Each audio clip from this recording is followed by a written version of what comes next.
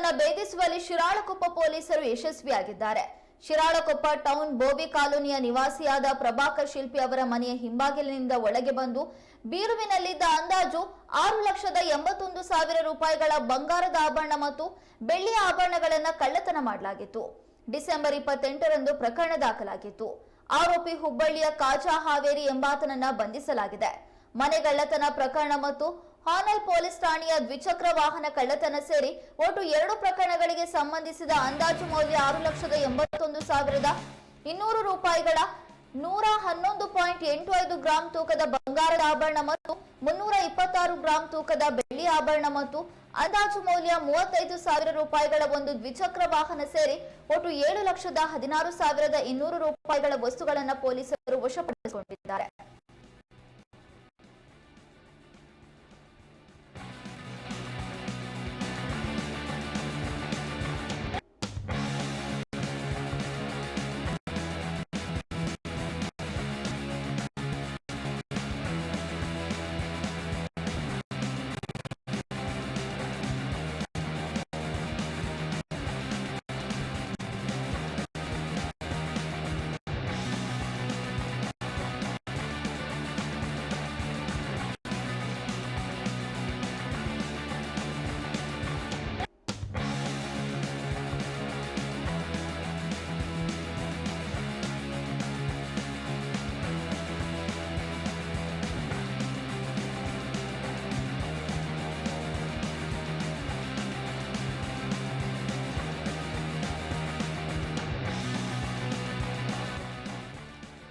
ಶಿರಾಳಕೊಪ್ಪದಲ್ಲಿ ಮನೆ ಕಳ್ಳತನ ಪ್ರಕರಣವನ್ನ ಭೇದಿಸುವಲ್ಲಿ ಶಿರಾಳಕೊಪ್ಪ ಪೊಲೀಸರು ಯಶಸ್ವಿಯಾಗಿದ್ದಾರೆ.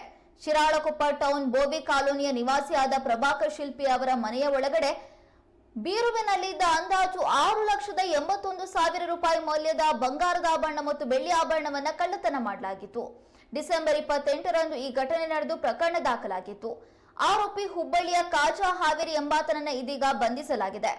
ಮನೆ ಕಳ್ಳತನ ಪ್ರಕರಣ ಮತ್ತು ಹಾನಲ್ ಪೊಲೀಸ್ ಠಾಣೆಯ ದ್ವಿಚಕ್ರ ವಾಹನ ಕಳ್ಳತನ ಸೇರಿ ಒಟ್ಟು 2 ಪ್ರಕರಣಗಳಿಗೆ ಸಂಬಂಧಪಟ್ಟಂತೆ ಅಂದಾಜು ಮೌಲ್ಯ 6,81,200 ರೂಪಾಯಿಗಳ 111.85 ಗ್ರಾಂ ತೂಕದ ಬಂಗಾರದ ಆಭರಣ ಮತ್ತು 326 ಗ್ರಾಂ ತೂಕದ ಬೆಳ್ಳಿ ಆಭರಣ ಮತ್ತು ಅಂದಾಜು ಮೌಲ್ಯ 35,000 ರೂಪಾಯಿಗಳ ಒಂದು ದ್ವಿಚಕ್ರ ವಾಹನ ಸೇರಿ 7,16,200 ರೂಪಾಯಿಗಳ ವಸ್ತುಗಳನ್ನ ಪೊಲೀಸರು ವಶಪಡಿಸಿಕೊಂಡಿದ್ದಾರೆ. ಈ ಮೂಲಕ ಕಳ್ಳತನ ಮಾಡುವಂತಹ ಕದೀಮರಿಗೆ ಎಚ್ಚರಿಕೆಯನ್ನು ನೀಡಿದ್ದಾರೆ.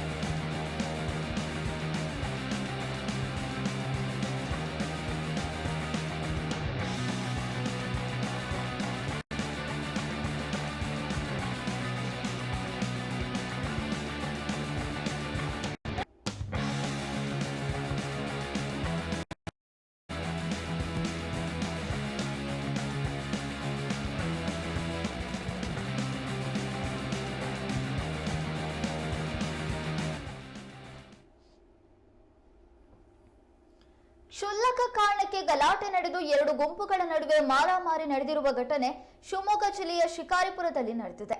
ಹಾರೋಕೊಪ್ಪದಲ್ಲಿ ಈ ಘಟನೆ ನಡೆದಿದೆ.